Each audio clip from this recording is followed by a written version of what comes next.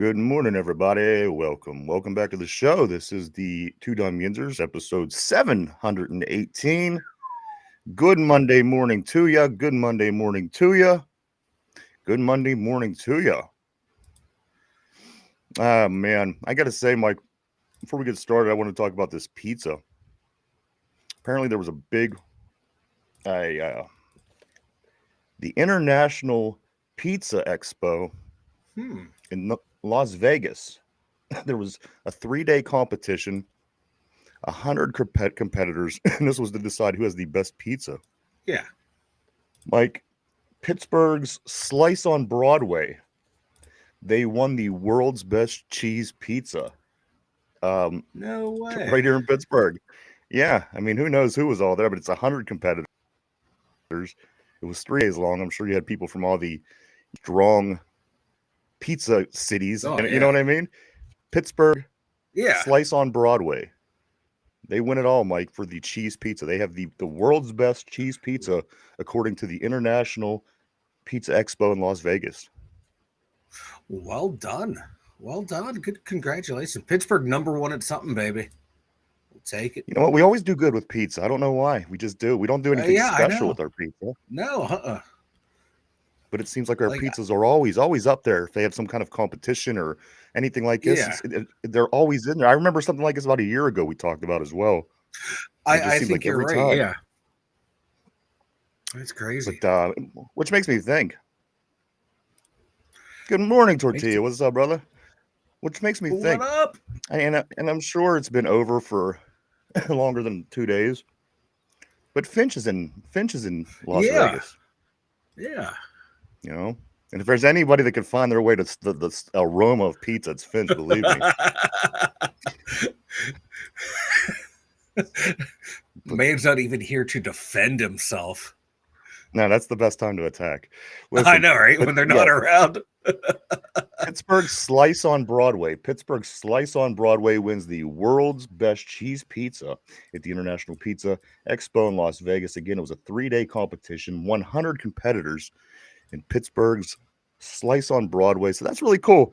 Go check them out. Get some of their pizza. Again, they have the best cheese pizza in the world, apparently, according to this. So I don't know, really cool, man. Because again, like I said, we don't do anything special with our pizza. We just don't. It's not a deep dish. It's not a there's nothing really special. But I guess according to the name of this makes me think it's those large. Slice on Broadway. It would be like those large slices of pizza where it's all dangling everywhere. That's what I would think. But I got to try it out now. I'm like, yeah, like one of those New York style slices. That's what I'm picturing. Like one of those big slices. Yeah. And the thing is, people might say, "Well, you never had it." Well, there's a million pizza places in Western PA. I don't know how it is everywhere else. Yeah. But every block is a different pizza place. So we're gonna have to try them. Like the Slice on Broadway. Again, it's called. And it is the best cheese pizza in the world, according to this competition. So say what you want, but I got to try this out. So also, Mike, more bad news over the weekend as far as Pittsburgh media goes. Yeah. Pittsburgh loses Jim Quinn from, of course, the all-time great from B94, the Quinn and Banana days in the 80s and the 90s. Everybody knew who he was, 82 years old. Another prominent Pittsburgh broadcaster, Mike, has passed away. So far has been not that great of a year for our broadcaster, man. No, it has not been. My God, it's not been good. Stay safe out there, guys. Jesus. Yeah. Finchy, what's up, brother? Finchy said I ate a New York slice at the New York casino in Vegas yesterday. It was really good. They had the Slice on Broadway pizza. That's what I'm talking about, baby. And we hope that you're having a good time out there, Finch. We really do. Hope that you're staying safe. Finch is basically, from what I'm seeing on social media, is reliving the movie Euro Trip. He was getting special passwords that he needed, and he was drinking. What was the one drink that they drank and they were kissing their brother on there in the movie? Oh, absinthe. Yeah, and what I know about Finch, it's gonna, whatever happens in Vegas stays in Vegas. So if him and his cousin, again, Here's a fun fact. Here's a fun fact. You made out with your cousin. You know what? If Finch doesn't reply to that during this episode, I'm going to just assume that he made out with his cousin, and that's going to be the ongoing theme. Because just in case Finch might have just came in to say what's up and then he ducked out. Yeah. So that's the deal now. If he doesn't deny making out with his cousin, it happened. Then it happened. It's going to be official right here today on the Two Dummy Insers. Good morning, everybody. Welcome back to the show. This is again episode 718. It's Monday morning, Mike, and there's a lot to talk about. There really is. Oh yeah. I couldn't keep up with the sports. Ooh. I tried. Bonanza. It's a sports bonanza. It was. It was a bonanza, and here we go. Finch, damn it! I was hoping we had this on you, brother. He says it's my brother-in-law. Oh, that's great. We do not make out yet. So yeah, we'll throw the yet in there. I'm not sure how long he's ever. He said he was going to be there for 5 days. I think so. And there's still time.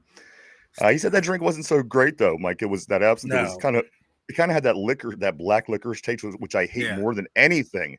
Which I hate more than anything in the world is that black licorice taste. And if I eat anything of that nature, I instantly I don't like it. I can't stand that taste. And that's what he said that absinthe had. It was that black licorice. So I don't think I'm missing anything.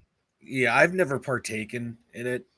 Like I always wanted to try because you see people drink it and it has that mystique to it that in the 90s it glows in the movie. Yeah. In the 90s it was like, oh, it's a psychedelic drink and all that. You realize no, it's strong liquor.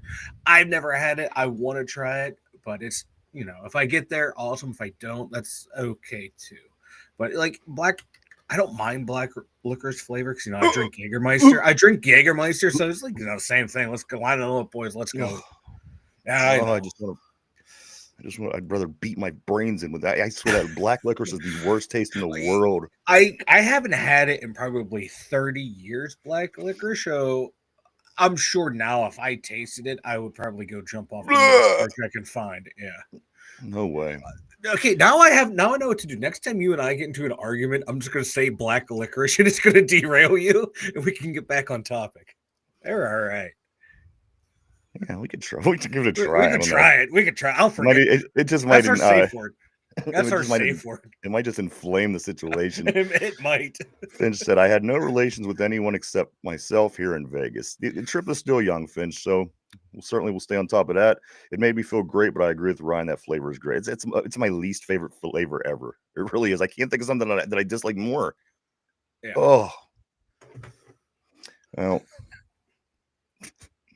I don't think we got. Listen, we got to hit the ground running. We got a lot of sports, guys. Went down over the weekend. Mike, let's get some of the stuff out of the way that we want to get out of the way. The Pittsburgh Pirates. They wrap up their 4-game series yesterday, Mike. This series potentially could have been a 4-game sweep by the Pirates. However, 3 walk-offs by the Florida Marlins, the Miami Marlins, I guess you could call them.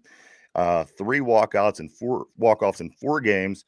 Pirates finish up the series with the Marlins 1-3. 1-3, Mike. On Friday, the Pirates, they did win on the Mitch Keller start. It was a 4-3 win for the Pirates over the Marlins. Saturday went to 12 innings. The Marlins ended up pulling out that win, 5-4. And then again on yesterday on a wild pitch by David Bednar, the Pirates lose again, 3-2. Mike, I think Bednar was in all 3 of the losses. I think, I'm not for sure, but this is exactly what was wrong with the Pirates. This is exactly what was wrong with the Pirates going into the offseason. This is exactly what was wrong with the Pirates during the offseason, and this is exactly what's wrong with the Pirates at this moment, Mike. As I said, could have very easily walked away with the 4-0 record. Mike, the 3 walk-offs by the Marlins. The other game, the Pirates a win. So again, Mike, very, very, very well. We were in the lead in late game situations. We could have definitely won all 3 of these games, but the bullpen comes in and blows it. 3 walk-offs over the weekend, guys. The Pirates are now 1-3. They're heading off to Tampa Bay. Little trip up the road in South Florida. They play the Rays today, Mike, in game 1 of 3. It's 7:05 this evening before they come home to play the Yankees to open up their opener series at home. But Mike, 1-3 in a series they should have been 4-0. Mm-hmm. And it seems like the leadership of Paul Skeens is there, and I think people are going to bite into it. But again, they're fighting not only 30 other teams, they're fighting the Pirates organization. And when you're and you have to fight the organization, that's Mike. Again, they had 12 months to fix this reliever issue. You get rid of Aroldis Chapman. People are going to say he was old, but you know what? He was more productive than anybody in this bullpen right now. Certainly Colin Holderman and certainly David Bednar. If Aroldis Chapman, even at his age, is in there, Mike, firing the ball in at 103 miles an hour, he's still more productive than those two. This is the Pirates again. This is what I mean. You're fighting uphill battle if you're a Pirate, because again, it's not just the other team. You're fighting against your own team. They're not putting you in the right positions. They're going to squeeze the juice out of this kid, this Paul Skeens, until he has nothing left. Then, as we say, his contract's going to come up, and somebody's going to give him a lot of money, and he's going to leave. It's just one stupid thing after another with this Pittsburgh organization. Nothing has ever changed. This is the same exact thing that's been going on for years and years and years. But Mike, what a shame. Because again, those are 4 games. Even if you don't want to say that we're a really good team, those are 4 games that you definitely should have won. And if you lose on 3 walkouts and you're sitting there at 1-3 after 4 games, you really have to look inside yourself and say, you know what, this bullpen's terrible. We have to do something. There's no, Mike, come on, you're 4 games into the season. Something has got to happen. There's no way. This Mike, they're already eliminated from the playoffs, basically, if you would go by with how things look this weekend. Mike, poor defense, the relief pitching. Yep. You got a couple home runs out of the series. You got one from Nicky G, you got one from Kutch, you got one from Cruz. But all in all, Mike, this is a bad. You didn't want to see what happened this past weekend. That's the last thing you wanted to see is what actually happened. Yeah, this was a terrible showing by the Buccos.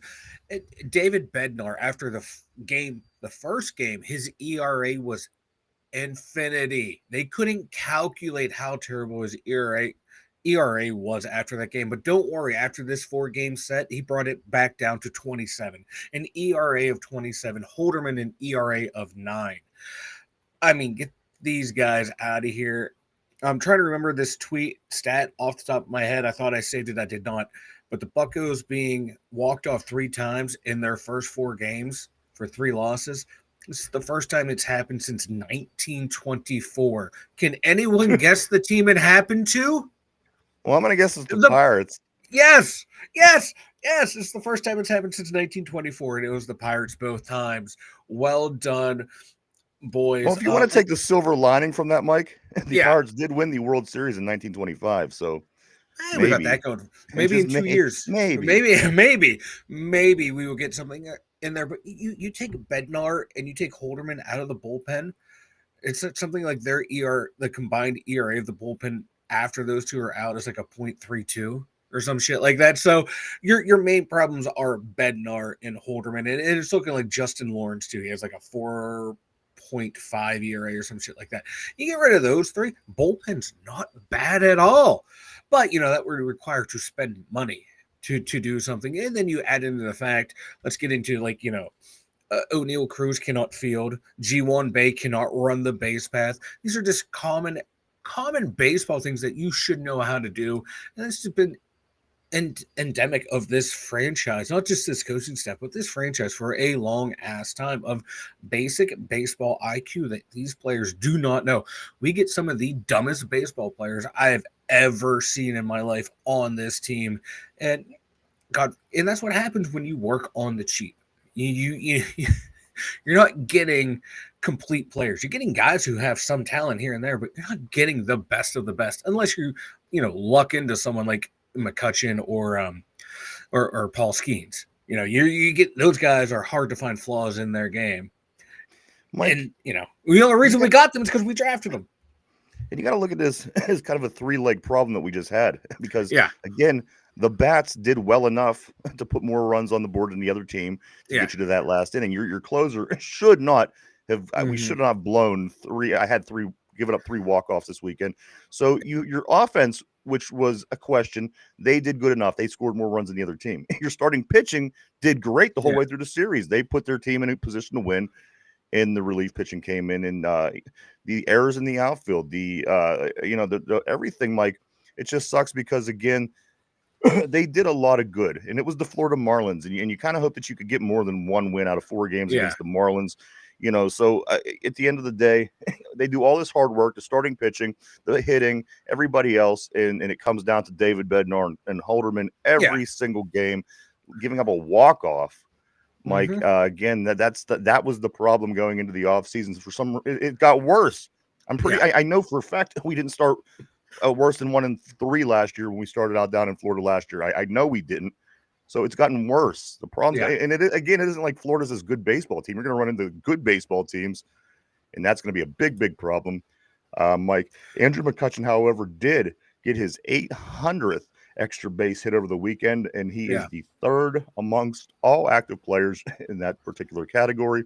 So Kutch, say what you will, that old man is still kicking and still being very productive. Maybe a little too productive than you would like to see him be on this particular team. And it's what we got, unfortunately. It's what we got. I have one final note on this Pirates team. This is a tweet I found and saved. I like this one right here. I don't know if you saw it. The Pittsburgh Pirates franchise had a 38-37 record on September 21st, 1882. From that point on, their all-time record didn't reach 500 again until late 1903. They have been over 500 for the last 120 years. They are currently down to 18 games over 500. How much do you bet? How much do you want to bet we finish under 500, not just for this season, but now the franchise, for its entire franchise history, will be below 500 because of the ineptitude of the Bob Nutting era of Pirate baseball?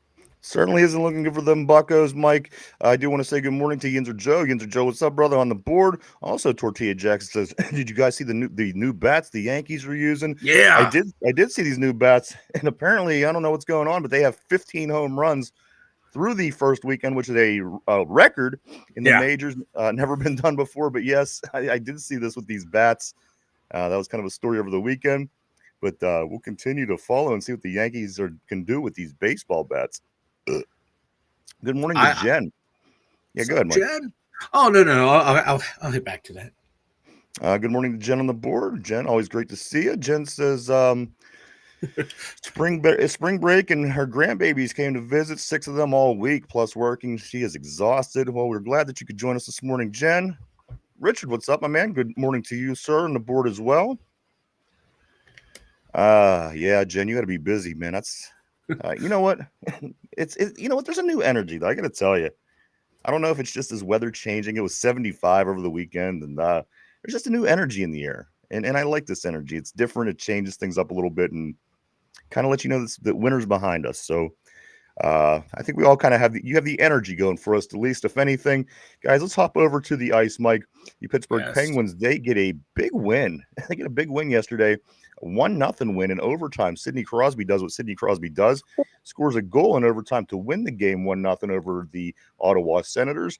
Tristan Jarry, who gave up about 46 points the last 2 games. Just kidding. It was only about 13. But Mike, he saves 31 out of 31 shots, gets the shutout. This Pittsburgh Penguin team, Mike, they're sitting at 30, 34, and 11. Again, I don't know if you even want to talk playoffs, but at the end of the day, this team showed a life that you didn't see all season long.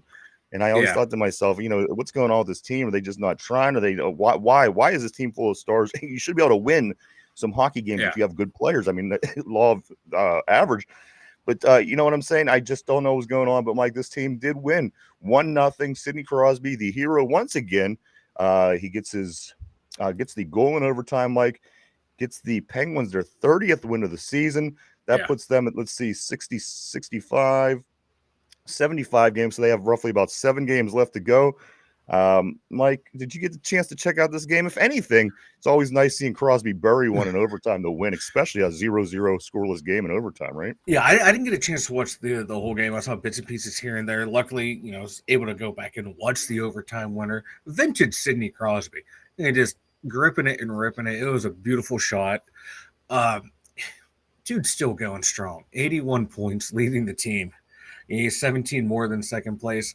He's dominant. Raquel has 32 goals. Rusty 26. So they still got some good players on this team, but there's been a lot of rebuilding on the bottom six and in the bottom defensive pairings. You're starting to see some fruits of Kyle Dubas's labor of making some really good trades, starting to get some younger guys up here at the end of the year. They're starting to get some good playing time and playing well too. The future might not be that too bad for the Penguins. It might be rebounding rather quickly here for the Penguins if they can carry over this momentum and the way they're playing into next year. Penguins might be back in the playoffs before we know it. Yeah, let's hope so. I mean, this will be the third year if they, in fact, do not qualify for the playoffs. 3 years in a row, which is crazy because they were like on an 18-year streak. Right. And then all of a sudden it just hit the wall. I mean, you got the same players, same coaches. And that tells you that, that tells you it's time to change some things. When things are all the same, this group of guys that managed to pull it all together to win back-to-back Stanley Cups, going to, make the playoffs. Like it or not, it's time to change. Things got stale. But the Penguins, Mike, they will be back at it on Thursday. They have a couple days off now. Off till Thursday, they will be out in St. Louis playing the Blues at 8 o'clock on Thursday. And just to jump back to the Diamond real quick, the Pirates are back at it tonight. That's a 7:05 start against the Tampa Bay Rays tonight. Mike, the Pittsburgh Riverhounds, they get their first win at home this year. They win 2-0 over the Birmingham Legion, Birmingham Legion FC. The Pittsburgh Riverhounds looking good, Mike. They will be home. Matter of fact, this was their 100th win at Highmark Stadium. Pittsburgh Riverhounds get their 100th win at Highmark Stadium. Congratulations to them. And again, they take on Charleston Battery at home Saturday at 7:30. Mike, let me knock this one out here. The state champions in high school basketball. Out of all the teams that went, Mike, the South Fayette girls are the only team from the area that bring home the state gold. Everybody else from our area, from Western PA, for the most part, were eliminated and knocked out of the states. The South Fayette girls did, in fact, win. The only team from the West to pull it off, Mike. So congratulations to those gals down at South Fayette as they bring home the state gold in high school basketball. Hell yeah. At least we got something. At least we got a winner somewhere. Let's see. The UFL kicks off on Friday. Yeah. And I got to be honest, I had to have live football on my TV screen. I didn't care who it was. It was fun to watch. It really was, Mike. It started out on Friday night with the St. Louis Battlehawks and the Houston Renegades. The Battlehawks win that game 33-9. And like I said, just to have football on my TV was amazing. Yeah. Saturday, the Arlington Renegades, they beat the San Antonio Brahmas 33-9. Woo. Yesterday, there was two games. The Michigan Panthers, they beat the Memphis Showboats 26-12. And and the other game yesterday was the big DC game, Mike. They had 18, and the Birmingham Stallions only 11. 18-11, Mike. Maybe DC is taking that is going to take Birmingham's clout. I mean, that's the team, Birmingham Stallions. I think they've won it every single year they've been there. So. Yeah. Maybe DC's given that little competition now, and things will change. Like, I was watching this game. Guess who's the quarterback? It's still Alex Magoo. Magoo is still there. You remember when the Pittsburgh Maulers played them in the championship? We lost to Magoo. Yeah. He's still their quarterback. So say what you want about Magoo. Magoo has found a nice little niche in the UFL. And that's what, it's like every other league has these minor leagues where people can still play. It's nice to see the, football has one. And hopefully, eventually down the line, they can get like 32 teams and have each team going to have their own quasi minor league team. And you can go and watch your guys that's competing for roster spots. I think that would be a cool little idea for spring football. I think this is the early stages of that. I really do. Yeah.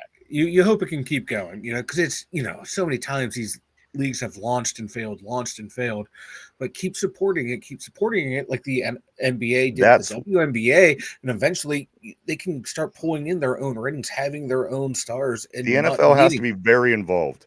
Yeah, They can't compete against the NFL. They're not going to win. It's going to go just like it did with every other league that started up and failed.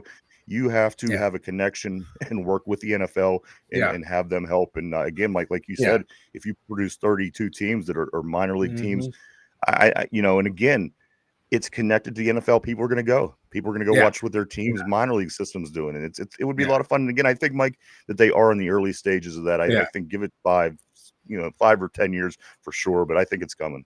Yeah, it'd never be a league where you send your first, second, third round draft picks to. Maybe you send like your later round guys that need more development. You would send them down to those leagues, and your street free agents that you want to sign to the practice squad or undrafted rookie free agents, you would kind of push them into this league so they can get that playing time and development while you spend a lot of your time working with your first, second, third round guys. And then you have your nice little feeder system going year in, year out, like the NHL does, like the MLB does.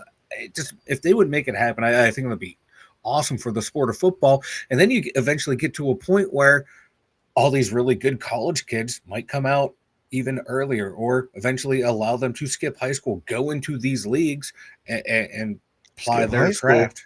Yeah, or skip college, go from high school to these leagues. Yeah, my bad. 9th grade, let's go. Yeah, I'm sorry.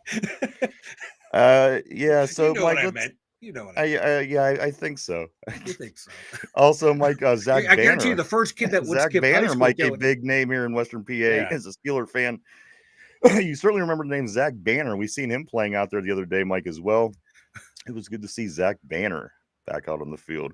Also, a couple other things. Mike Bub Carrington, the Pitt grad that went to, or from Pitt went to the Washington Wizards. Mike, he has became the now is the franchise holder for most 3-pointers made by a rookie on the Washington team. Most done. Ever, nobody ever in the Washington franchise. So that's a pretty good accomplishment. I got to tell you, Mike, if you do follow any NBA, this Bub Carrington, he's tough. This dude, I mean, he's not going to be the next Michael Jordan. Yeah. But he's going to be a very solid player throughout the league. And I think due to, the different size is DeJuan Blair, but I think that he's going to be, you know what I mean? He's going to be that guy. He's going to be successful. He's going to play for a few teams, probably do really well, and maybe win an NBA Finals. So keep an eye on Mr. Carrington as he takes the record in Washington as a rookie for most 3-pointers made by a rookie. So, and the way the league is now, man, 3-pointers are huge. And if you can hit that 3, you're gonna stick around the league. Yeah, absolutely.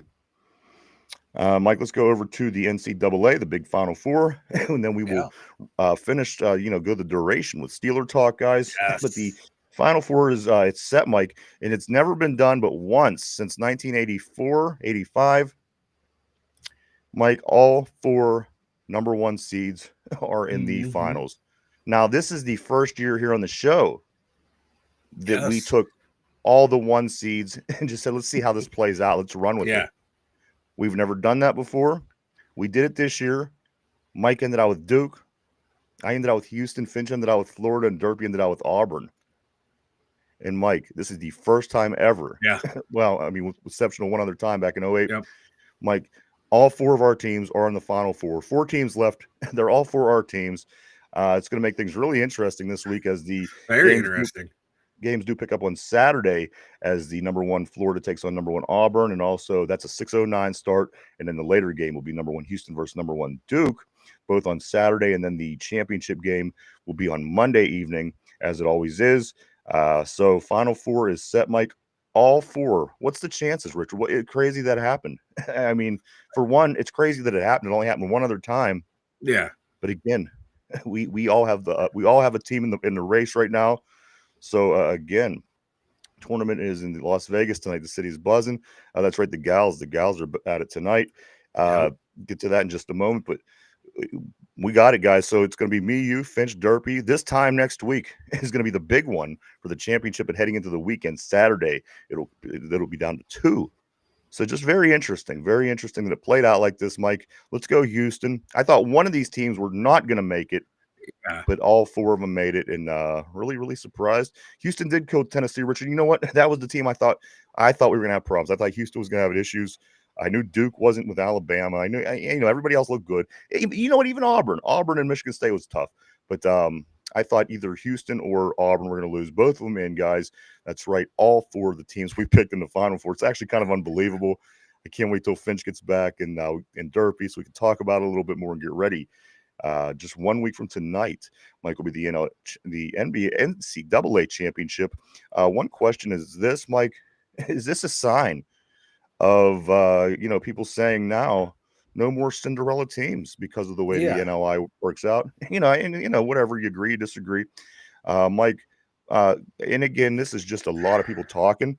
Some people saying this, some people saying they should possibly go from 64 to 24 now, because you're never, ever going to have a competitive situation with a low seed being a 15, maybe 16, 14, whatever, or no more Cinderella seasons just because of the way this goes. Is it, where does this thing end out, Mike? Because the more people are seeing different situations, the more people are talking themselves out of liking this, and I'm kind of just watching it go back and forth to see how this is going to play, and I don't know, is it going to hurt the sport, Mike? And if it is, what do you do? I don't know. There have been upsets in this tournament. I'm just going down through the bracket. Number 11 Drake wins. Number 12 Colorado State won. I think, but Gonzaga, ultimately what they're saying is the 4 teams that are. I think ultimately what they're saying is the 4 teams that are in the Final Four are all ones, and that's a telltale sign, because that never happens. Of what's happening. But they're the 4 best schools out there, so that's what I want to see. I want to see the 4 best survive and make it, so you can try. Okay, these are truly the 4 best teams. So we should just say throw away the other 60 teams and say let's just let these 4 teams play because they're the 4 best. I mean, don't they have to prove they're the best by making it through the gauntlet? And they did. Isn't that part of the? And they did. That's part of the equation. And they did prove that they were the best. They survived the gauntlet. They made it all through the round. So because they're the best, they have the best players because of. But you can also use NIL too to your advantage at other schools too can use it. It's not, Houston's not a high profile, big money making program, but they're a number 1 seed every year. You got to understand that too. If you look back the last 5 years, I think they were a number 1 seed 4 out of the 5. I could be wrong. But they're always up there. They're due. Houston's actually due. But I'm sorry. Good. No, I have no problem with the NIL. I have no problems with seeing number 1s there, because there were upsets, but you just didn't see the number 1s get knocked out. And I don't think we should be punishing the best teams for being the best teams. It's a whole new landscape. You adapt or die. And other teams are adapting, other teams are not. You're seeing St. Francis going from a D1 program all the way down to a D3 because they can't adapt to what, I just hope that college basketball doesn't start to die because of things like this. When money comes in, sometimes it ruins the fabric of things. And basketball kind of falls by the wayside, and you don't want to see that. You want all the sports to do well, Mike. And again, you want an even. I mean, come on, you want an even playing field. Again, they're certainly not pulling in the money in Vermont that they are in Duke. You know what I mean? So again, I don't know. I'm continuing to watch it just like everybody else is, Mike. I don't love it right now, but I don't hate it. I'm hearing it out, and I'm going to see how this plays out. And then after the season, I'm going to make an opinion and go from there. But again, it's tough to tell. But again, I'm starting to see more people come back over to the initial side of the fence now. Well, like you look at last year, 2 number 1s made it, a 4 and 11. No one complained then last year. NIL was still a thing. Because you got an 11 in there. I mean, come on. How can you 11 and a 4. No one complained about it. Again, all you can do is continue to watch forward. That's all you can really do. And for me, it seems to be like a recency bias thing. It just happened, so therefore it's the worst thing ever. You got to look back through the lens of time to see if I think a lot of people loved it at first. They're seeing it play out and they're disliking it. It's what I'm seeing. People that initially liked it, they're like, oh, well, look at it. Look what's going on.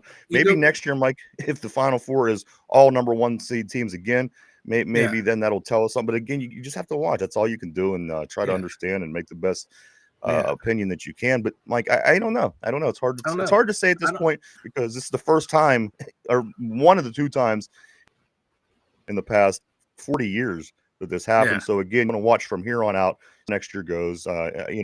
and just continue to watch the overall product of the teams that aren't bringing in the big NIL money and the teams that do. And then you have to assess that. Again, you can't have four. And that's what I hate about sports is you get these four same teams in baseball. It was the Yankees, the Braves, the Cardinals. At some point, other teams deserve a chance.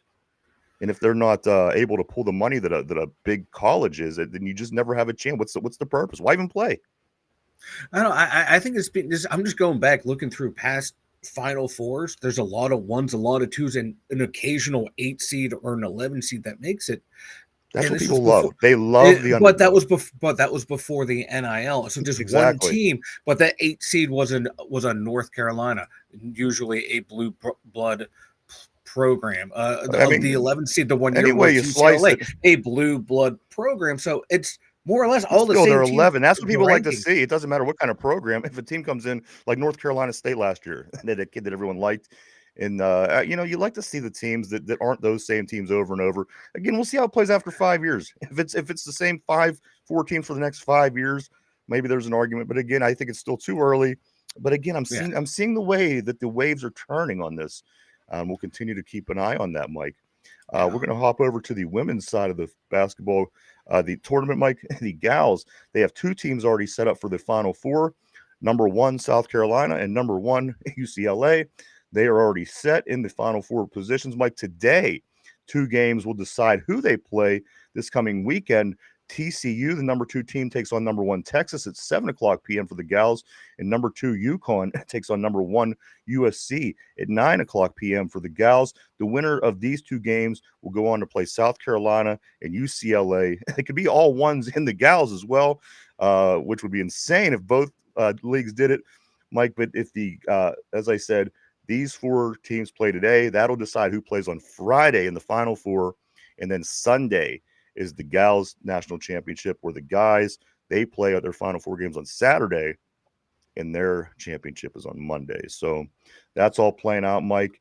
But again, we got all four teams in the Final Four. We should have put money on this. So should have had Vince stop somewhere in Vegas and drop money on this, because we would have won. How many people would have took all 4? I think a lot would, just because people do that. They go with the higher seed. But at the end of the day, it's a very unlikely situation if you look at the record for the past 40 years. Yeah, I saw it was on my God, I think it was on like one of the gambling sites. One of the anchors off of Fox Sports, he does a lot of gambling stuff, and he had like the number 1 final, all 4 teams to win. It was like a plus 400. So if you put, your winnings are plus 400. So I was like, shit, man, I almost did it, but I'm like, there's no way it's going to happen. There's no way we on this show are going to be lucky to have all 4 teams of ours make it. And turns out, it did fucking happen. So yeah, you're right. We should have put money on it. Maybe next year when we do it's it again, unlikely. Because, it's unlikely. It's likely, but it's unlikely. It's, because the NIL money. As you said, you want the 4 best teams. I want the 4 best. I do love upsets though, but I like it when the best of the best survive a gauntlet. Yeah. I like it both. Kind of walked into a joke right there, but I like it both ways. Let's get back to some of these messages, Mike. Yes. Yender Joe, I'm going to go clear back to 11:31. Yender Joe says, Mark Caboli is down in Florida eating. Mark Caboli is down in Florida at owners' meetings. Says, Rogers was, yes, that is true. That is true. Yes. Word is out. Let me see where I got my note here. Here it is. Yeah, DK and Aaron Rodgers had a training throwing session over the weekend, according to Mike Garafolo of the NFL Network. So I think that's a telltale sign, Mike. And just a couple of these other notes that I do have here. Alan Saunders says, Mike Tomlin said, we don't have a specific time frame for a quarterback. Aaron Rodgers is they're talking about continuing the evaluation of Aaron Rodgers and other quarterbacks in free agency or the draft, which I think right now, Mike, I'm going to tell you what I think. I think that this is, I think they have something set up with him. I do. I think they have some kind of an agreement. Yeah. I think they're playing the game, and I think they're doing it for a couple of reasons. I think they're doing it because the draft, Mike, that kind of throws a few things off, because if people say, okay, well, they have Rodgers for the next 2 years, how's that going to affect their draft? So they're jocking themselves to be able to make the move that they want to make in the draft. Mike also, okay, yeah. Also, ESPN Insider says he's talked to multiple people who believe the Steelers and Aaron Rodgers they do have a commitment. So that goes along with what we're saying, Mike. I think Aaron Rodgers is our quarterback next year. They're just not letting the cat out of the bag yet for whatever reason. It could be, for whatever. It could be a million different things in the business.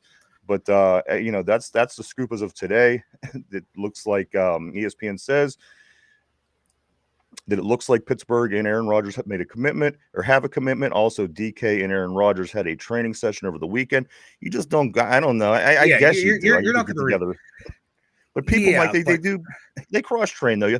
You always hear somebody say, "Well, this guy trains with Brandon Ayuk in the off season." Yeah.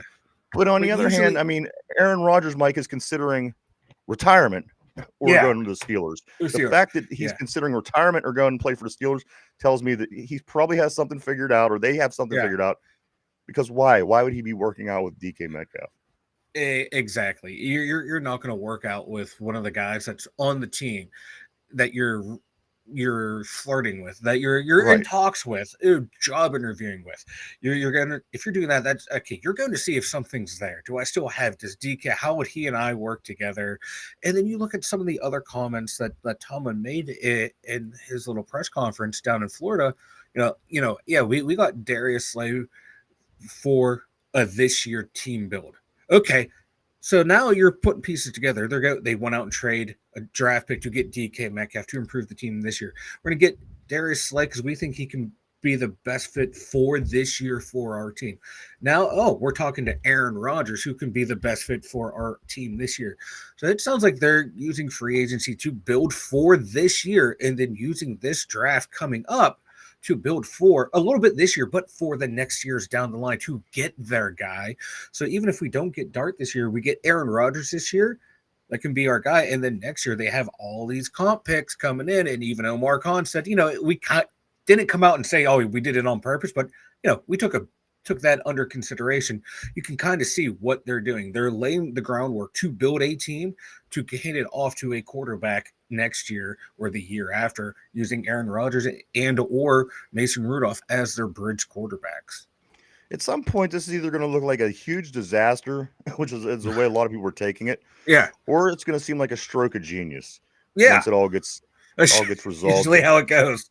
That's usually how it goes when you're rebuilding. It's either going to work or it's going to fall apart on you. And you hope it works, but if it falls apart on you, is that really a bad thing too? Because it falls apart, guess what? You can get higher draft picks too, and then try the rebuild again. You just don't want to get stuck in that cycle. Quarterback Shedeur Sanders expresses more over the weekend, more desire to play for Pittsburgh. Wonder why. What would be appealing to Shedeur Sanders about Pittsburgh? DK Metcalf, George Pickens. Yeah, but the other team's got good. Yeah, but got good lines and veteran lines. Yeah, I was going to say but for a quarterback, looking at the teams looking at being a quarterback, looking at teams that need a quarterback in the draft. I like our receiving core. The line is suspect. If the line can get their shit together, you can be behind a pretty decent offensive line. I think that the receiving core has a lot to prove as well, because the receiving core isn't just the two guys. I mean, obviously, Roman Wilson has to prove if he's going to be anything. Calvin Austin, we have to hope that he could rebound from, probably his best season yet. If all those things kind of happen, if Roman Wilson comes along and proves that he could play in the league, if Calvin Austin can carry over and still, him not being the higher guy on the chart this year, maybe that plays to his advantage. I think it does. So it should be good. It should be all good again for Shedeur being a rookie. Who knows how it would play out? But at the end of the day, guys, that's what we're working with right now. Let me jump back on the board. Mike Corey says, which makes me sad. I immediately decided I was going to be loyal to the black and yellow and root for Brahma. Yeah, the San Antonio Brahma, and felt instant disappointment. Yeah, me too. I kind of thought that would be my team. They have our colors. Hines Ward was the coach the first year, but they stink. I don't want to follow that team. I have no desire to follow a terrible team in the UFL. You know what I mean? I'm gonna find a team. I'm DC Defenders till I die, even though they might suck. And they kind of fell off last year, but they got the Beer Snake. You got to find something to root for. I'm rooting for Beer Snake. I think I'm just gonna start going with the Birmingham team, just because they're good. I mean, why not? Yeah, right? That's what everybody might does. as well. I'm gonna. Yeah. Because we don't have a horse in the race, so there's really no difference. Yeah, and that's what a lot of times people do. If they don't have a horse in the race, they take the best team. Yeah. Let's see. Yinzer Joe says, "Come on, Corey. Yinzers aren't bandwagon fans. Just because you feel like the shit will be bad, you never give up." Finch, big tournament tonight in Las Vegas. That'd be a lot of fun to go to while you're in Vegas. Just a game. Check out a Final Four game, or game heading into the Final Four. Corey Beaver says, "Oh, I'm still a Brahma guy. I like Anthony McFarland, and I'm glad to see him get utilized somewhere. Plus, the Brahma is an awesome team name. I don't care if they're bad. I just need a distraction from QB talk." That's about it, too, man. Finch goes on to say the MGM Grand Sports Book was so crowded last night. It was unreal. Yes, Houston definitely killed Tennessee. That was the one I was a little skeptical on, but they did, Mike, all four number ones in it. It's going to be a lot of fun this week. Mike with his Duke, me with Houston. That's who plays Saturday. And then the other game is Florida and Auburn. So that's Finch and Derpy's teams. Finch says, "Still in Vegas eating breakfast right now. It's amazing." Tortilla Jackson says, "Women's college basketball has all its number one seeds left too." And they do, depending on what happens today. If USC beats UConn and Texas beats TCU, who are both 2 seeds, they go on and it will be all 4 number one seeds. So we will, again, see how that plays out. Jen says Florida versus Texas was an amazing. It really was. It really was. Really, really good game. All the games were, and even the ones that weren't good games, they're still really good teams. And you're watching these thinking, these kids are just great. These kids are great basketball players. So it makes it fun. It makes it worth it. Guys, again, Final Four coming up this weekend. Yinzer Joe, some top 10 ranked basketball teams might have bad games. Maybe they can put up a different bracket landscape that they can give the top ranking teams a bye.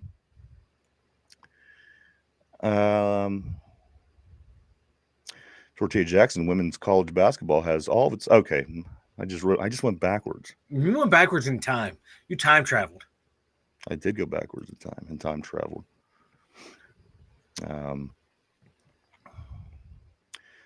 What's next, Mike? What's next? Where are we at? Yeah. I don't know. That's why I'm asking. Okay, I found it. Okay, I found it. Tortilla Jackson says, "I want to see the 4 worst teams play, and whoever gets a free membership, whoever wins gets a free membership to Costco for 6 months." I like that. Jen says, "Barf." I think that was when we started talking about Aaron Rodgers. I think Corey so. Yeah. Aaron Rodgers said, "F Pickens." I don't know what that's about. Jen says, "Roger says F everyone but me." I don't know. I guess I don't know. If he comes and he throws the football and we win games, then I guess I'll be okay with it. Everything else, I'm not too interested in the Rodgers experience, to be honest. Yinzer Joe says Rodgers told the Jets before he was released that he wanted to play 2 more years. Also, parameters of an agreement are in place but not signed. Yeah. See, that's what I think is going on. I think they're ready. They have it all figured out. Yeah, and like you look at some of the videos, Tomlin has that little smirk going on, and so he knows what's up. There's a deal in place. I bet they're doing it. I hate being that conspiracy guy, but the Pat McAfee show in Pittsburgh, that's probably where Rodgers announces it, so the place goes crazy. That's what they keep speculating. I mean, there's no definite on that. There's no. Yeah. I keep hearing people say it, but. Yeah. Is it true or not? It's funny. A week ago, we were losing our culture. Now everyone wants to be here. Who wants to be here? A-Rod? Last time, as far as we know. As far as we know. I mean, as far as we know, he's tripping on shrooms right now and has no idea what Pittsburgh even is. But and he's not sharing. That's the red flag right there. He's not sharing the ayahuasca with the fans. But you're right though. But let's see it. Mike, I always said that, didn't I? We bring these guys in, Preseason, they just love the Steelers. They love Coach T. They love this. They love that. It's great to play here. The best fans ever. And then, when they leave in a year or two, I knew it was time for me to go. The locker rooms, I've got bad grades for everything the whole way down the list, blah, blah, blah, blah, blah. So I don't know where we stand right now. I don't. I think we're always going to be a successful, proud franchise, at least. Yeah. Unless we go the next 30 years and we, win a couple games a year like Cleveland. That's the only thing that could really change things. But I think that this team ultimately, Mike, we're going to land on our feet. The Steelers always do. Yeah. They never have not in the Super Bowl era. Finchie says if the Steelers sign Rodgers before the draft and then Sanders is available when the Steelers pick, do we take him? No. I say no. Mike, you could answer that too, just because I didn't give you an opportunity. If the Steelers sign Rodgers before the draft and then Sanders is available when the Steelers pick, do we take him, Mike? I agree with Tortilla Jackson. You trade back and then see if you can get a team willing to give you a couple extra picks this year or next year to get Sanders. Like, I wouldn't be opposed to the Steelers taking him, but if you have Rodgers in place, I'm not taking a quarterback this year in the first round, even if Dart's there, Sanders there. Corey says he was referring to Sanders. Corey also says my fuck Pickens comment came from Aaron Rodgers working out with DK and not Pickens. Oh, I see what you're saying. Huh. Interesting. Also, Mike, another interesting aspect of this. The other day they went down, and I think this was smoke screen and mirrors too. Mm-hmm. They went down to the Ole Miss Pro Day. Yeah. And they only sent, get this, they only sent Ike Taylor and Andy Weidel. Yeah. Now, apparently, in any first overall picks over the years, Mike Tomlin and Con/Colbert has been to every single pro day of who they took first in the particular year. Mike, only Ike Taylor and Andy Weidel. I still think this is a smokescreen. I think this is to make people think that they're done thinking about Jackson Dart. They talked to him, but he's lower on the totem pole than they're actually leading on to believe. I think that he is higher on the totem pole than what they're leading people to believe. I think so too, because they did this last year. Last year was like the breaking that chain. They ended up getting Fatanu because Tomlin wasn't there, and so Andy Weidel would be there to obviously take a look at Walter Nolan, the big D tackle. Ike, I'm trying to think off the top of my head. They do have a corner there at Ole Miss, so Ike would be looking at him. But you think both guys would be looking at the quarterback too. You think Ike, being a cornerback, being a very good cornerback too, would know what to look for in a quarterback that he would be going up against. So keep an eye on Jackson Dart, and the assistant GM there too is not going to be. He's not going to not do his due diligence and watch Jackson Dart. So you got two guys down there that you would hope would know what to look for in a quarterback, and you would hope that Omar Khan and Mike Tomlin will trust these two guys to give feedback. So yeah, it could be a smokescreen of we're only sending these two guys down there, where people think, oh, they're just going to look at the D linemen in the defensive backs down there, and not Jackson Dart. So yeah, if they're going to do what they did last year, this would be an indication of either Walter Nolan at 21 if he's there, or Jackson Dart at 21 if he's there, if they like what they see. Tortilla Jackson says Rodgers would probably die of a heart attack if we take a quarterback in round one. PTSD from the Packers. Yeah, I mean, the Packers, they have a system and it works well. Yeah, well, he had a good relationship with Jordan Love because he kind of knew the plan, so maybe he would be okay if he comes here and the Steelers do draft his heir apparent, and him knowing that the end of the line is, right around the corner for him. Also, what's up over enthusiastic mod Caleb? It's not too late to become an NBA town. Pittsburgh, at least Rodgers isn't a pro basketball player. I think we're going to learn a lot about Pittsburgh, guys, and what it is that we can and can't do in this city next year with that draft. When this draft comes, I think this is it's gonna answer a lot of questions.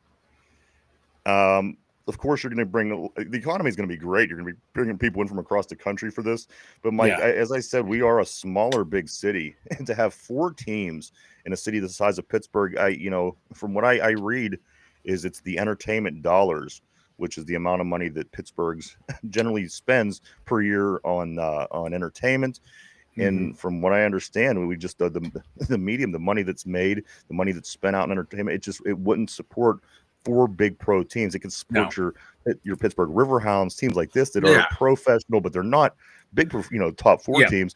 For Pittsburgh to be able to carry four top pro teams, I think is very unlikely. Just because I've been alive here and for, how old am I? 23 years old now. 23 years. Yep. And I've seen this my whole life. And you always hear them saying, can the NBA be a thing? Even the WNBA. And at the end of the day, it's like, yes, but they will fail. They'll fail rather quickly, as did the CBA team did in the 90s. And as did the list goes on. They've tried many things. And those are litmus tests to see how that would be. Again, I just don't know if we have the money. I can see empty arenas every night. I really can. And, Also, Corey says they didn't invite Dart to dinner either, which I think is another smokescreen. If the brass doesn't think our line is ready, I don't see them taking a running back in the first. I see Scadaboo in the third. That's such another big question mark this coming season is this offensive line. Again, you're basically playing with a rookie in Fatanu. The guy hasn't played in the NFL. You're playing with your other tackle who doesn't know which day it is half of the time or what side of the line he's on. Yeah. And then you got two second-year guys who did very well. And providing they continue to move in the right direction and learn and improve on the offensive line, that'd be fantastic because they got thrown to the Wolves last year's rookies, and they did rather well for what it was. And then you have Siamalu, who's now starting to age, but at the end of the day, I think to have the veteran in with all those kids is not the worst thing in the world, Mike. But some of these guys, like I said, like the Fatano, I mean, we're just expecting him to hop in, be in the lineup, be on the offensive line, and protect our quarterback's ass and open holes for our running backs, and learn all the everything that goes into these positions in the NFL, which is a lot to learn. So again, Mike, Fatano is a big question mark for me.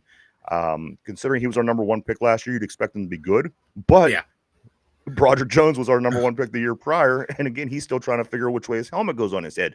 So, the offensive line is a big, and we're not going to go out and get any starters. This is our offensive line right now. You're not going to, we might get late round picks, might take somebody here, somebody there, but this is it. This is your line. So whatever we do in the draft and free agency, Mike, this is, these are going to be the guys that are protecting you.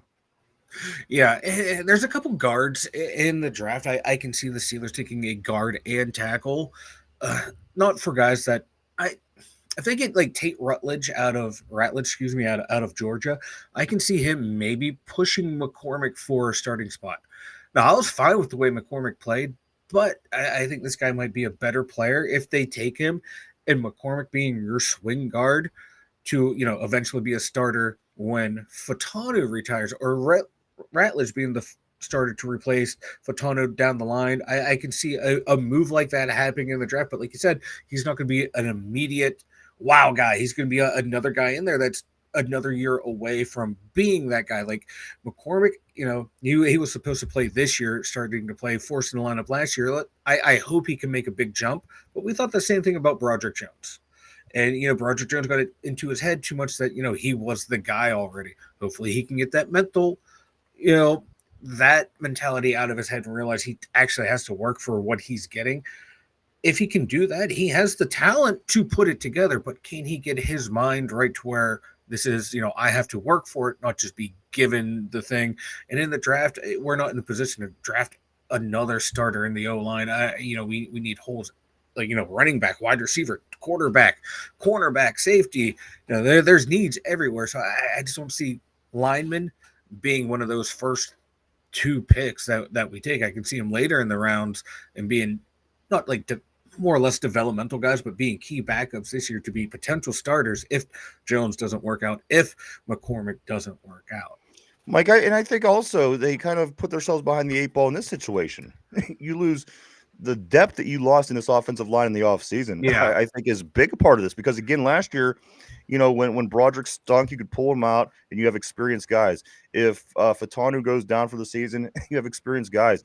If the rookie Nasty Nate Herbig goes down. So all these depth players, they're gone.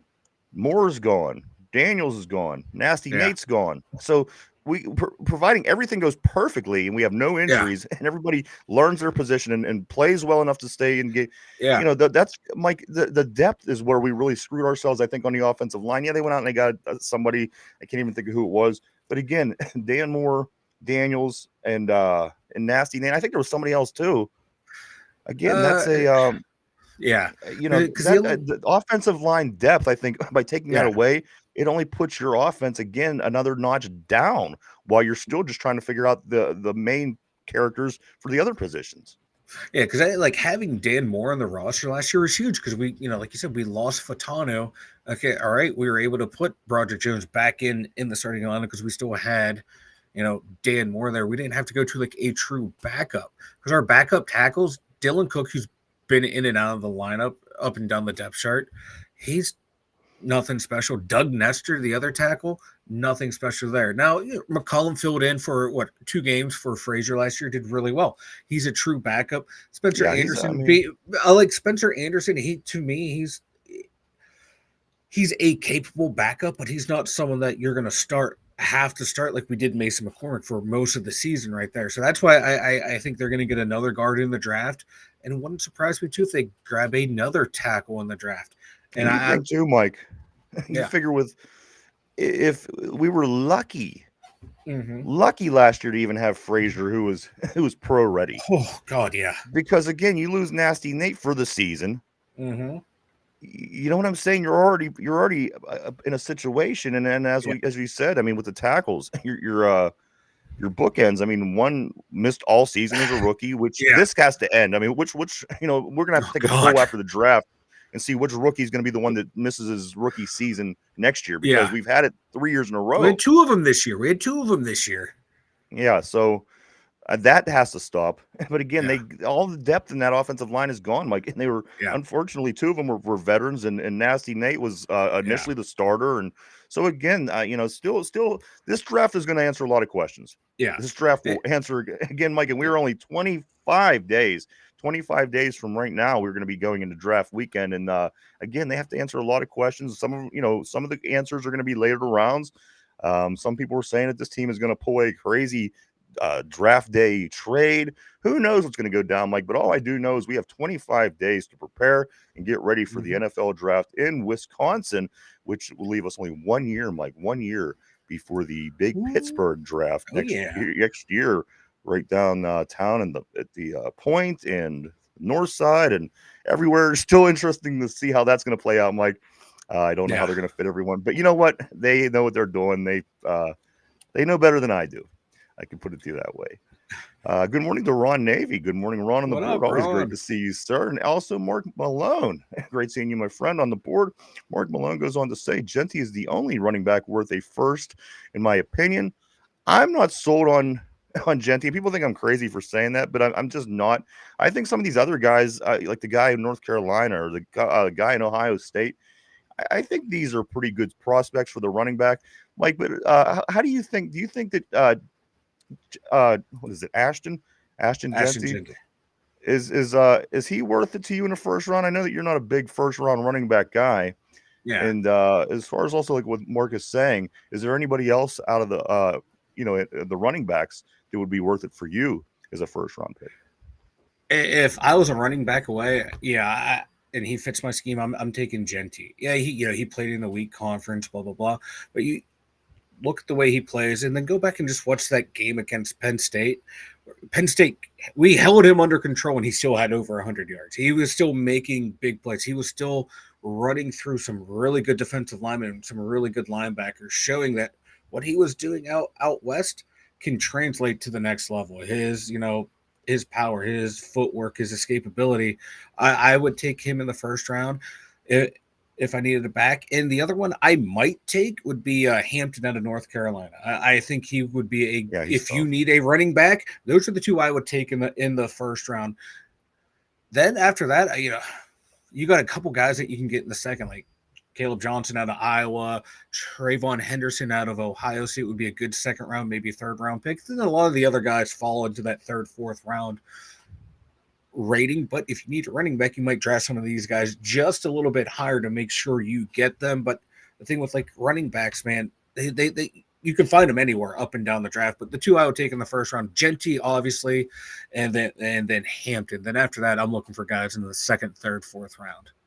Tortilla says, what would Pittsburgh's NBA team name be? The Pittsburgh Platypussies? I'm kind of fond of the Pittsburgh Throat Goats, but Platypussies is good too. Yeah, who knows? It would probably... I'd be willing to bet, Mike, that they'd probably be black and yellow, and maybe some kind of theme to do with the Pittsburgh. But it's interesting to think about, guys. Who knows? Maybe one day. But I think I've heard that the population is actually going down, going in the wrong direction as well. So who knows if it will be any sooner or later. But I'm all for an NBA team. I would love an NBA team. I just don't know how it's possible. Also, Caleb, he did say this last week to Tortilla Jackson. He said, "How about the Pittsburgh Girders? The Girders, which I was unfamiliar with the term until I looked it up. But that is a good name." Mark Malone says they were super high on Fatanu in camp, though. Robustrous, not so much. Who knows how Broderick Jones is going to play out? Who knows? You want it to work, but how many years? Yeah. Is it going to take to at least look like he knows what he's doing half of the time out there? That's it's going to be interesting, Mike, with Mr. Broderick Jones. Corey Beaver says says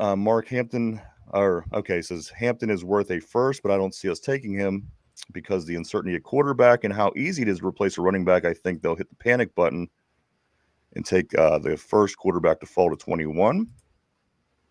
Ron says, can we draft a new head coach?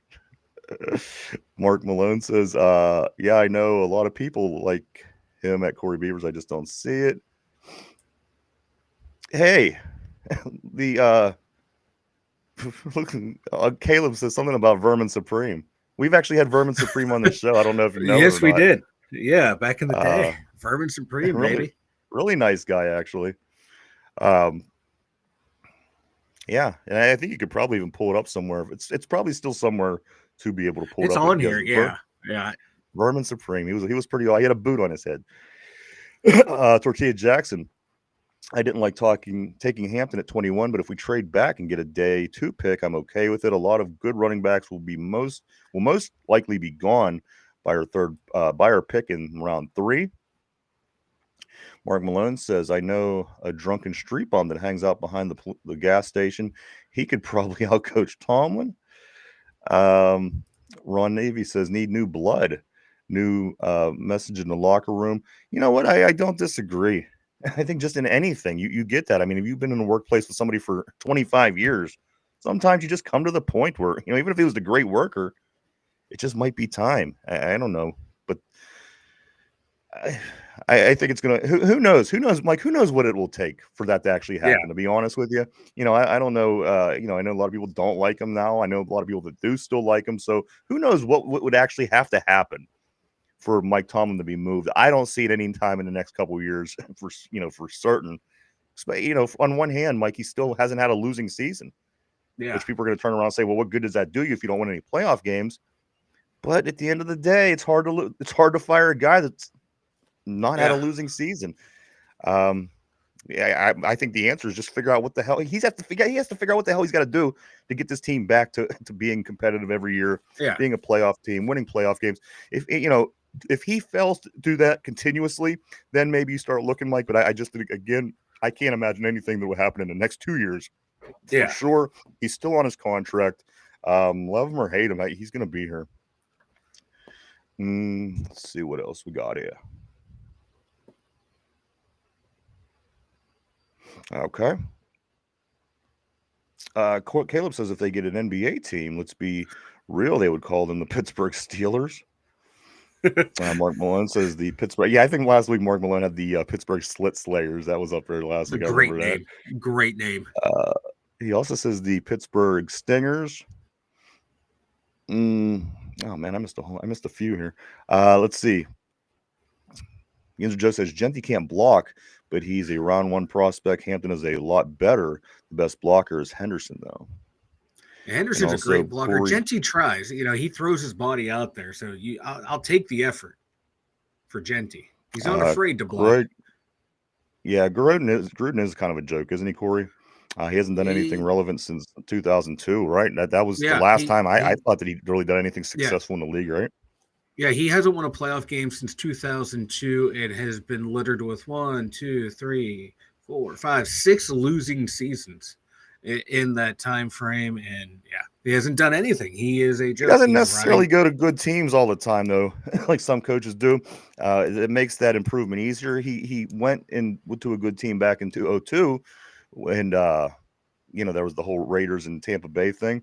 But it isn't like he coaches pretty bad teams mostly. But then anyway, not a big fan of Gruden. I don't want to see. I don't want to see him here because again, what has he done relevant since 2002? And when you think of it, guys, it's 23 years ago. Corey says minus 15 Doge coins for Ryan for not believing in the NBA. I just don't. I'm just being realistic. I wish it was just the opinion, but like I said, I've seen this situation come up many times in my 23 years of life, and it really, to me, seems that it wouldn't work. I would like it. I would go to NBA games. I would go to WNBA games. But like the economic, impact studies that they've done, it's just like you said, the available money to spend on another team in the fan base, it's just not there for the population. Ron says, funny you say that, Corey, because Tomlin hasn't been relevant since the first Super Bowl he won with Cowher's team. What's wrong with you, Corey? LOL. So Gruden wins with someone else's team, but that's okay. Just gonna that's what I think we're saying. We're saying that he wasn't a great coach. Yeah. Ron says, funny you say that, Corey, because Tomlin hasn't. Okay, got that. Tortilla says, let's get that bum to run a 40. Maybe he can play. Corey, Ron, I hate when people say that. LOL. Tomlin drafted his own guys and brought his own scheme for the 2010 Super Bowl win. That's a common argument used by people who hate Tomlin. Also, Andrew Joe says, I think Rodgers is waiting to see if the Steelers draft a QB. He doesn't want to be another Cousins benching. Like I said, I think they're in some kind of agreement. They got something going on. I think, again, you sat around for 6 hours and talked. He has a general idea of what's going to go on. They have a general idea what's going to go on. I think that they're just not in any hurry, maybe for other reasons, that they're just not pulling a trigger. I think at this point it's very likely that he plays for the Steelers next year. But again, anything that was said behind closed doors last Friday for 6 hours, something was said. They know what's going on. Aaron Rodgers knows what's going on. Because you figure those are some smart people. Omar Khan, and they're talking to Aaron Rodgers. I mean, you know what I mean? They weren't playing tic-tac-toe while they were there for 6 hours, Corey says, but I will agree he hasn't been relevant either, but at least we aren't bottom feeders. Ryan is 20. That's right. Caleb, I'm 23. The high school years were rough, as you could tell. Let's see what else we got. What in the hell is in the water in Pittsburgh? There's a lot of things in the water in Pittsburgh. I'm 23 and Mike's 19, so there you go. I did drink some of our water the other day. Mike, I haven't drank our spigot water in probably who knows how long. I drank it the other day. It was terrible. Ron Navy says, Corey, you know the Saints won the Super Bowl in 2010, don't you? Also, Mike, in the NFL, let me go to this real quick. I was expecting the UFL, the regular kickoff. Well, they went back to the stupid kickoff. Yeah. Now. I hate that stupid kickoff. I hope they go back to normal kickoff. But anyway, the segue to that, Mike, is this particular rule that was made and confirmed over the weekend, Mike, is the nose wipe celebration in the NFL is now worth a 15-yard penalty. They try to keep the guns and the gun fingers and everything out, but Mike, the nose wipe celebration, you see a lot of times with receivers. I know George Pickens does it. The nose wipe celebration, Mike, is now a 15-yard. Corey Beaver says, Ron, my bad. Not 2011 on this show, doesn't baby. change my argument or the fact. Doesn't change my argument or the fact that I make a valid point. What's the problem with the nose wipe, Mike? I don't get it. I don't know. Doing some coke off your finger, doing Is that what that is? I always wondered. Dirty Sanchez, sticking it in their cooter and smelling it. I don't know. How about the Pittsburgh Poltergeist? That's pretty cool. It'd be like black and gold, but it would be like Phantom. You know what I mean? Like a team that's Phantoms. It would be. Yeah. Corey says, shit, 2008, we lost to Green Bay in 2011. My point stands. Mike, why don't you go ahead and tell everybody about the website? The2dumyusers.com. Check it out, everyone. Got the new mock draft coming up this week. The dummy, he was out scouting, so we didn't have one last week. So he came back. He has a good scouting report for me. So we'll have an updated mock draft this week. That's the dummy and I hash it out. Check it out at the2dumyusers.com. I can't wait to check that out. Also, if you checked out on Friday night over the Two Cranky Jagoffs, they had a clip show, which was really good. A bunch of stuff that never made it on the air for Finch and Tim and them over at the Two Cranky Jagoffs. So go check out. It's only about a half hour long, actually, because, of course, Finch is out in Las Vegas. So he put together this clip show. Really good. Go check it out right here on the network. Let me get a couple more of these in here. Nose wipe is a Coke reference. I'm thinking Tortilla said, that makes sense. That would be the only thing that I could really say that actually makes sense. Tortilla also says, time to break out the beer chugging celebrations. That's right. Ron, Green Bay trying to get Tush Push banned. Bunch of crying pussies because they can't do it or stop it. I think the argument is this. You should be able to push your defender if you're a defensive player too. Yeah. That's the common here. And, because the offenses like to use it.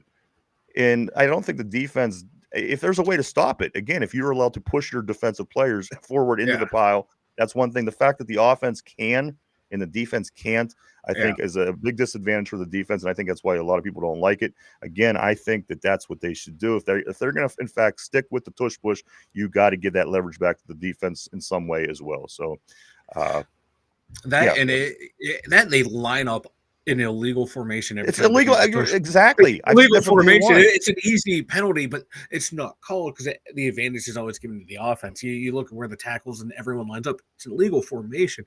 If you adjudicate it fairly and allow the defense to push and make sure they're lined up properly, leave it in there because then it becomes skill against skill at that point. Now it's like they're getting an unfair advantage in the rules the way it's designed now, and the ref's not calling the illegal formation.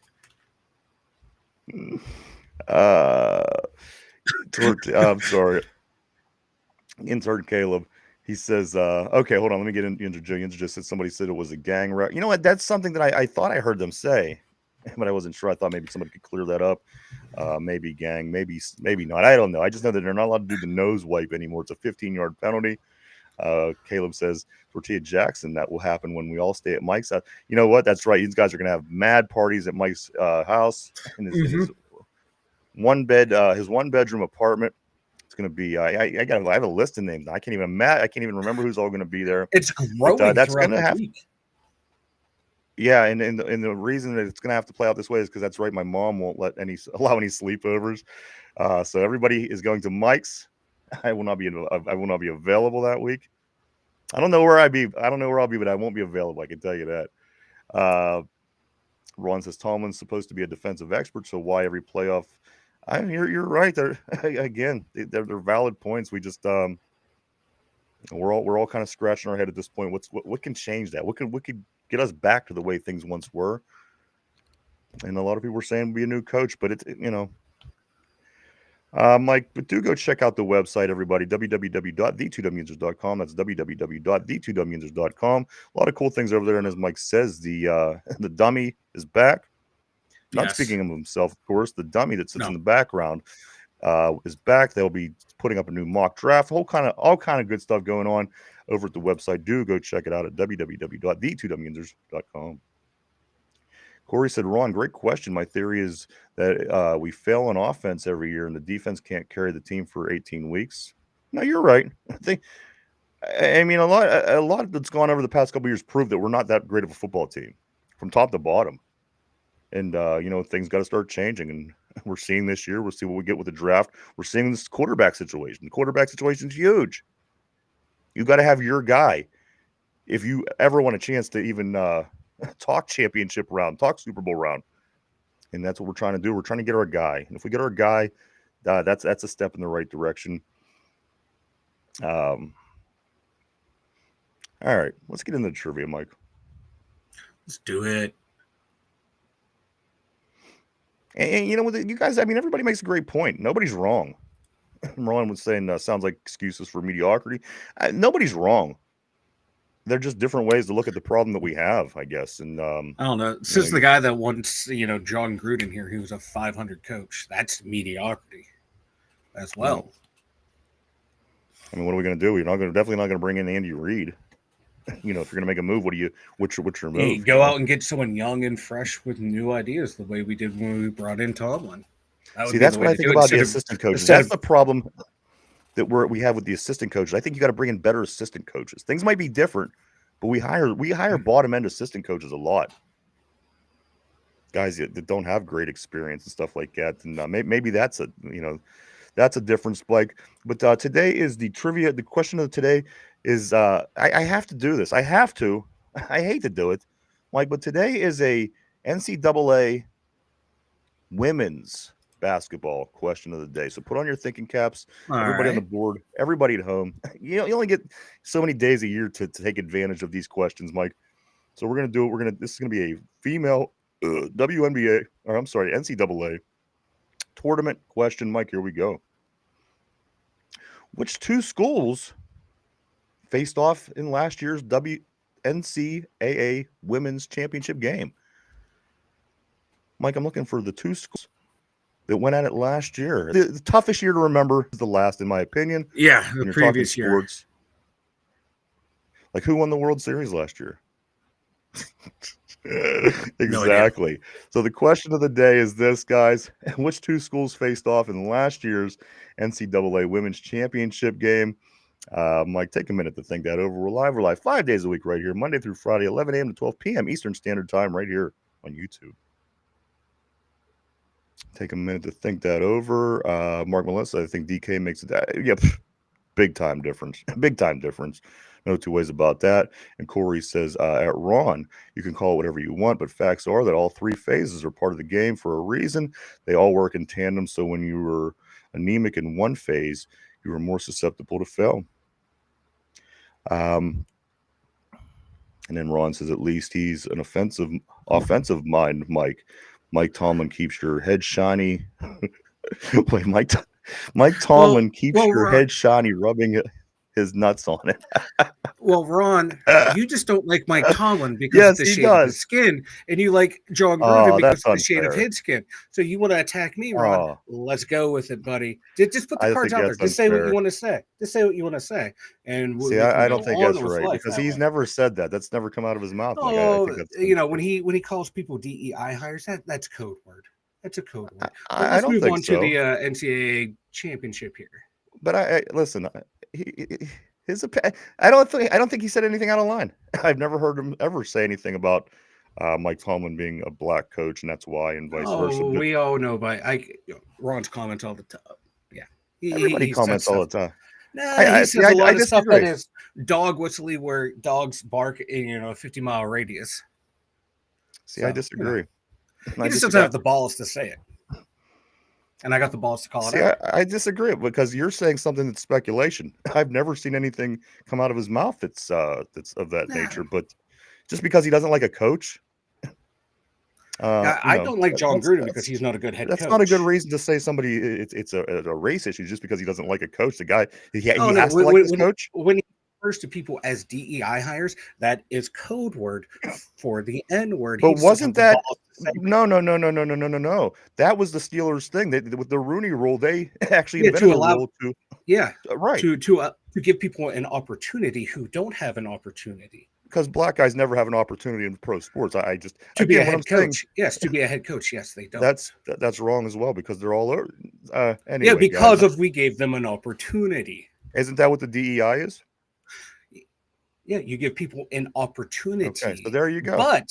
But when white women are the biggest recipients of it, and when people use it as a code word when they talk about minorities. Wait. What?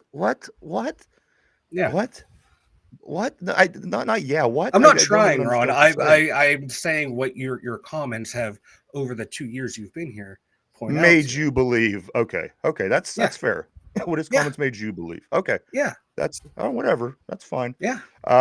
Question of the day is this, but I still think, come on, you got to say something really, really bad to have that word thrown at you, and I haven't seen it. Question of the day: which two schools faced off in last year's NCAA Women's Championship game?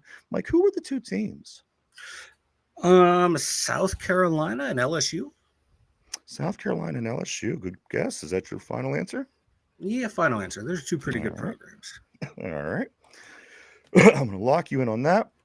Guys, the question of the day is which two schools faced off in last year's NCAA Women's Championship? Mike says South Carolina and LSU.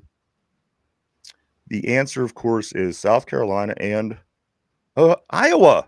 Mike, how could you forget Iowa? How can you forget Caitlin? How can you forget? Guess what? I forgot she went back to back. Yeah. I had to go and look it up because I didn't remember who was in. Matter of fact, I thought it was UConn. I thought it was UConn when I went to look it up. Yeah, because it was LSU the year before. Yeah, that's right. Yenzer Joe, I still can't understand how 18 years of over 500 and making the playoffs is mediocrity. I don't like losing a playoff game, but how many other teams even make it? Even Buffalo, Kansas City, Baltimore lost. And Corey Beaver says, I don't care if Tomlin is here or not. I just want to know who would be better. All the people that want Tomlin gone just need to follow up the comment with a solution. Tomlin is our best opportunity to win. Yenzer Joe goes on to say, give up Tomlin, and I bet there are 30 teams outbidding each other for him. He'll be the top paid NFL coach. Ron says, I'm going off his failed record. Mike is mediocrity, nothing to do with the skin color. Then why do you want Gruden? You don't bring up his mediocrity and you call Mike Tomlin a DEI hire. I just think it's awfully crazy to call somebody Mike. That's a big. But when I got can go back through all the comments on every show that we watched and stuff. But he doesn't have to like Mike Tomlin. It's not that not liking like Tomlin. No, it's the word usage and the word choices in the innuendo. If it was not the Rooney Rule, and if it was not the stuff that was already connected to the Steelers, I would say maybe. But this is really a dumb argument. On one hand, I don't think this person, they never said anything racist. They gave their opinion on a situation. I mean, a racist is somebody that hates somebody for their skin color. I haven't seen that. But I see a lot of comments that I've seen. But I think overall, I mean, so every Pittsburgh Steelers fan that doesn't like Tomlin, they're racists, is what you're saying? Nope. Because that's really not usage. Fair. No, word usage matters, and the arguments matter, and how you convey your argument in the words that you use in that argument. Maybe Mike, maybe these people just don't. They're not into it as much, and that's just kind of their. We're not winning games in the playoffs. And and you say that you don't go, oh, this DEI hire is causing us, this franchise to fall off. You add stuff like that. Somebody like Gruden because they're more of an offensive person. I think that's where my mind went. Who has a 500 record in the playoffs, going on a losing record. Well, Tomlin is way worse than 500 in the playoffs. So I mean, and Gruden's on the same way. Gruden hasn't won a playoff game since what? So what's the difference? So why is he racist? Because you don't like one guy and he likes the. I don't think that's racist. That's crazy. Because he always says Tomlin won with someone else's players. Never applies that argument to Gruden. Well, I've said that, Mike. I've said that from day one. Calls Tomlin a DEI hire. In the Rooney Rule, I think kind of ties that all together. He didn't get it because he was black. He had an opportunity because the league would not interview coaches like that. No, someone have an opinion not to like the guy? That's you can have the opinion not to like it, yes. But when you frame an argument around certain parameters, it comes off as racist. And I'm going to call it how I see it. Yeah. And that's again, that's your opinion. That's your right. Yeah. I don't see it that way. And, again, He says, Mike, he says, I never even said DEII, or don't put words in my mouth. Or Rooney Ruler. Yeah, pull up around the those. Mike, pull something up because I don't remember any of this. I'll go back and watch all of our shows. You can see all the comments. I do. I watch every show 3 times every day. Go back and see it. You can see there's nothing that I miss, believe me. Next show up there. But we all know Gruden is a racist. Corey Beaver. Come on. It's the NFL. These guys ain't, come on. They're professionals. None of them are racist. Let's get these guys. That's why I love football. It's because the best players go out and play. The best coaches coach. And I love the results. I hate racism. And I hate the fact that it even drug into football. I really do. I really, really do. Oh, a libtard triggered snowflake. Hold on. See, why are you doing that? He says, hold on, fuck this. I won't be called a racist like a libtard would do. I mean, come on. He has his opinion. So do you, Mike. It's all right. Your DEI wife. Nothing. His DEI wife? Huh? What? I didn't say that. What does that even mean? Oh, nothing. What are you doing? What are you fighting with him for? What's your problem? Corey says, either way, I see your point of view at Ron. I just think Gruden neglects defense for offense, which the other extreme. Yeah, I mean, Gruden walked into a perfect gift-wrapped defense. That defense that Tampa Bay had was one of the best defenses ever. And I think it was similar to what happened to Tomlin. And I've never seen anything great come from John Gruden. And I've only seen Tomlin's things decline. Again, there's many reasons. I'm going to be honest with you. We could sit here and talk about Tomlin all day, and I could give you a million reasons I don't like the guy. None of them are going to be because he's black. Ginger Joe says, I like Gruden, but just like Belichick, he's not an option because of some certain specific NFL ruling. So an eventful day on the show today, Mike. A lot of different sports we talked about. A lot went down over the weekend. Ron and Mike back and forth. Let's see. Mike, do you have anything that's related to anything other than you and Ron right now to say as we wrap up the show? Aaron Rodgers will be the starting quarterback of the Pittsburgh Steelers. And, we will go on a nice little playoff run with Aaron Rodgers as our starting quarterback. Heard it here first. Mike. Yes. Okay, there it is. You froze a little bit. It all just caught up. I said Aaron Rodgers is going to be the. Yeah, I know I did. That's what I'm saying. I was trying to figure out what was going on. Yeah, and you froze too, for that matter. Good. But go ahead. Go ahead. Bravo. Aaron Rodgers is going to be the starting quarterback of the Steelers, and we're going to go on a nice little playoff run this year, baby. I agree. I think Aaron Rodgers will be the quarterback of the Pittsburgh Steelers this year. Playoff run, not so much. I think they'll win a game, though. I think they'll win a playoff game this year if, in fact, Aaron Rodgers and for the fact all those other things don't play out, Mike. I mean, we could lose our offensive line again. We could lose guys to injury. We have less depth on the offensive line this year than we had last year. That scares me. So they have to address many things, Mike, for this season to actually turn out good. Last year, we had this team doing really well once we picked up Russell Wilson and Justin Fields. Then reality hits. These guys are where they are in their career. The guys are older. They're not what they were in the years that they won Super Bowls. So reality will kick us in the ass. We're going to get excited like we do every year. We get new players. But at the end of the day, we're depending on Aaron Rodgers to win more than 5 games than he just won last season. Yeah. The season before that, he was out all season long with his injuries. So maybe, Mike, this could be a good bounce back year for Aaron Rodgers, and maybe he could win us that playoff game. So also, Mike, I do want to say this. Do check out Broadway's Slice on Broadway, Pittsburgh. This pizza from Pittsburgh, Slice on Broadway. It wins the world's best cheese pizza, Mike. The world's best cheese pizza at the International Pizza Expo in Las Vegas. 3 days, 100 competitors, and the only people to walk away that title, Mike, is Pittsburgh Slice on Broadway, which I have to try because, again, I've heard it many times, but I've never had it. Pittsburgh's Slice on Broadway has the best cheese pizza. Corey says, I declare Mike and Ron battle out in a cage match, shake hands, and have a beer afterwards so we can move on. You know what? And that could work because next year, when all you guys are jam-packed in his bedroom, That would be a perfect cage for that to have, like a lumberjack match. Everybody else could be in there like smashing these over the head with shit. You know how that goes. Jack match. Caleb says my Jim Palmer poster thinks the Steelers should sign Ted Marchibroda as the head coach. Ted Marchibroda. He's not alive, is he? No, he can't be. It's been 32 years. It's been 30 years since we beat him in the AFC Championship game to go to the Super Bowl. Mike, he can't be alive. Ted Marchibroda cannot be alive. He can't be. Do you remember when he was he was the initial coach for the Baltimore Ravens? Do you remember that? Yeah. Ted Marchibroda, and then Brian Billick, and then Harbaugh. A lot of people forget that he was the initial coach for the Baltimore Ravens. Because I always want to say it was Brian Billick, and then Billick. Most people do. I generally do too. And I remember, like, but every time you bring it up, I'm like, oh shit, yeah, you're right, yeah.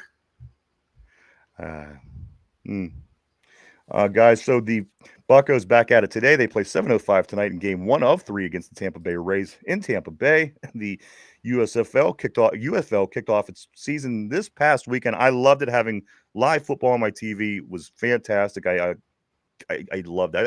Matter of fact, Mike came over and I was just staring at the screen with my mouth hanging wide open. It was a sight. It was a weird sight. I noticed you turned away really quick when I was doing that. I turned around, did what I needed to do, and I'm out. You were out like a fat girl in dodgeball. Also, Mike, I